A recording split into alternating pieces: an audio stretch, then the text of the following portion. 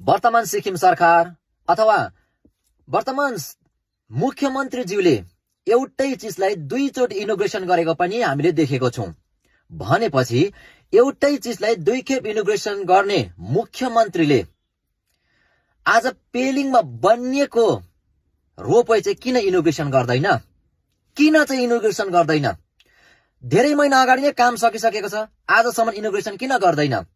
भनेपछि हामी यहाँबाट पनि बुझ्न सक्छौं कि त्यो पेलिङमा बनिएको रोपवे चाहिँ हाम्रो सिक्किमको प्रपर्टी होइन, हाम्रो सिक्किमको त्यो कुनै सम्पत्ति होइन, त्यो चाहिँ बाहिरको कम्पनीले चलाउँछ, बाहिरको मान्छेले चलाउँछ, त्यो बाहिरको प्रपर्टी हो भन्ने कुरा यहीँबाट बुझ्छौं नि। नत्र भने एउटा चिजलाई दुई खेप इनोग्रेसन गर्ने मुख्यमन्त्रीले किन चाहिँ आजसम्म चाहिँ पेलिङको रोपवे चाहिँ इनोग्रेसन गर्दैन? हस्पिटलमा एउटा सानो तपाईको 2-4 लाख रुपियाँको 2-4 लाख रुपियाँको तपाईको स्क्यान गर्ने 2-4 लाख रुपियाँ अल्ट्रासाउन्ड गर्ने मेसिन लिएर त्यहाँ कोठामा हालिसक्दा नसक्दाखेरि बोटमा टक्कै बनाएर चाहिँ इनोग्रेसन गर्ने त यही एसकेएम गभर्नमेन्ट होइन, यही वर्तमान मुख्यमन्त्री होइन। आज गेजिङको कुना कुनामा बोटहरू टालेको छ हस्पिटल भित्र, बाहिर लाउने त हैसियत छैन यो सरकारमा। भित्र सानो कोठामा एउटा सानो सामान लाएर त्यसलाई इनोग्रेसन गर्ने सरकार आज त्यत्रो ठुलो प्रोजेक्ट चाहिँ किन इनोग्रेसन गर्दैन? गरोस् पनि कसरी? हाम्रो प्रपर्टी होइन रहेछ अर्का, नत्र भने त हामी सकेको काम पहिल्यै हो त। यदि सिक्किमकै सम्पत्ति हो, सिक्किमकै प्रपर्टी सिक्किममै सिक्किमको सरकारले नै बनाएको भने आजसम्म चाहिँ किन के भन्छ इनोग्रेसन गर्दैन? आजसम्म किन चालु गर्दैन? आज हामीलाई टुरिस्टहरूले गाली दिँदैछ, भन्दैछ कि रोपवे लैजा, ले जाओ हम लोग के रोपवे ले जाओ, हम लोग को जाना है ऊपर। हामी भन्दैछौँ न सर यो इनोग्रेसन नै, अरे झुट मत बोलो न भाइ भनेर हामीलाई गाली दिँदैछ। चालु छैन भन्दा भइसकिसकेको छ, काम सकेको छैन भनेर भन्दैछौँ, तर विगत केही महिना अगाडि नै काम सकेको।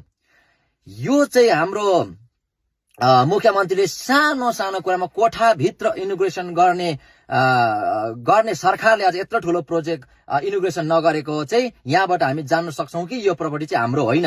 नत्र पनि त्यो पेलिङको हाम्रो बट पार्क चाहिँ दुईचोटि इनोग्रेसन भएको हो कि न? तपाईँ आफै भन्नुहोस् त।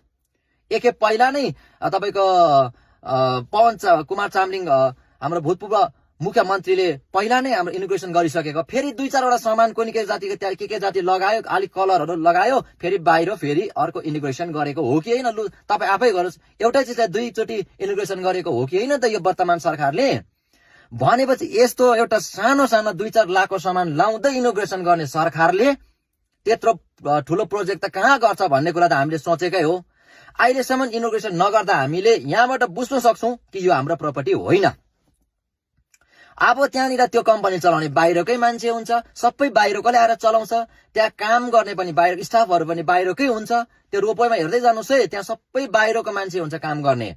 हाम्रो कोही सिक्किमवासी कोही पनि हुँदैन। यदि सिक्किमवासीले काम पायो भने पनि नाली सफा गर्ने, बाहिर गेट लाउने, थुन्ने गर्ने मात्रै सिक्किमको त्यहाँनिर सिक्किमको 1-2 जनाले काम पायो भने पायो, नभए त्यो पनि बाहिरकै मान्छे आउँछ। अब हाम्रै सिक्किमको सम्पत्ति हो भने, हाम्रो प्रपर्टी हो भने त अस्ति इनोग्रेसन गरेर पनि चालु गरिसक्ने हो नि त।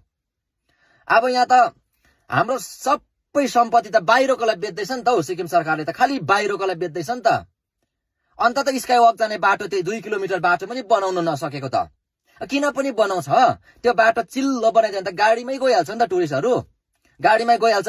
अब त्यहाँ बाटो खराब छ, त्यहाँ लडी मर्ने, त्यहाँनिर बाँदर हिँड्दा पनि लडी मर्ने खालको बाटो बनायो भने त जसरी भए पनि त रोपवेबाट जानु पर्यो नि त, होइन? उनीहरूको त कनेक्सन छ जस्तो छ नि त हौ, कनेक्सन जस्तो।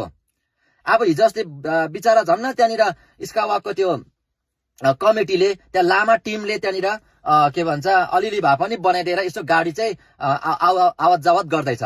सरकारले त 2 किलोमिटर त बाटो त्यहाँनिर कार्पेटिङ गरिदिएन। अनि त्यति 2 किलोमिटर कार्पेटिङ गर्नु नसक्ने त्यत्रो ठुलो प्रोजेक्ट त पक्कै पनि गरेको होइन भन्ने त हामीले अस्ति पनि अनुमान लाग्यो नि त। नत्र भने त अस्ति इनोग्रेसन गरेर चालु गरिदिन्थ्यो। वर्तमान मुख्यमन्त्रीलाई चाहिँ हामी एउटा सोझो युवाहरूकोबाट चाहिँ सानो सजेसन यो छ कि एउटा टुरिज्मलाई प्रमोट गर्ने कार्यक्रममा चाहिँ बाहिरको कम्पनीलाई, बाहिरको मान्छेलाई, बाहिरको मालिकलाई चाहिँ नबेचिदिनुहोस् हाम्रो सिक्किमको सम्पत्तिहरू। बरु हामीलाई त्यो रोपवे चाहिएन, यदि तपाईँले सिक्किममै बेचेर तपाईँले चाहिँ टुरिज्मलाई प्रमोट गराउँछु भन्ने खालको तपाईँको विचार हो भने चाहिँ त्यो चाहिँ गलत हो।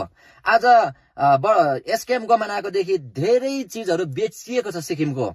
यहाँ सबै के हामीले वृत्तान्त रूपमा भन्नु पर्दैन, यहाँनिर सोशल मिडिया मार्फत हरेक युवा हरेक सिक्किमको जनताले थाहा छ कि कुन कुन जग्गा कहाँ बेचेको छ भन्ने कुरा चाहिँ हरेक सिक्किमको जनतालाई थाहा छ। आज गभर्मेन्ट चलाउने एउटा कार्यक्रममा गभर्मेन्ट चलाउने एउटा चलाउनुको लागि तपाईँ सिक्किम बेच्दैछ भने, आज यो सरकारले सिक्किम बेच्दैछ भने भोलि सिक्किम बेचिसकेर अब मान्छेको पालो पनि आउँछ बेच्नु। युवाहरू पनि बेचिन्छ है, युवाहरू पनि बेचिन्छ है। त्यो कारणले गर्दाखेरि यस्तो सिक्किम बेच्ने सरकार, 2-3 किलोमिटर कार्पेटिङ गर्नु नसक्ने सरकार, किन भन्दाखेरि मुख्यमन्त्री आफै बोलेर जानुभएको थियो स्काई वकको चाहिँ 26 तारिक जनवरी फेब्रुअरी भित्रमै हामी 26 तारिक भित्रमै कम्प्लिट गर्छौँ भनेको त आज अप्रिल पनि सकिसक्यो त।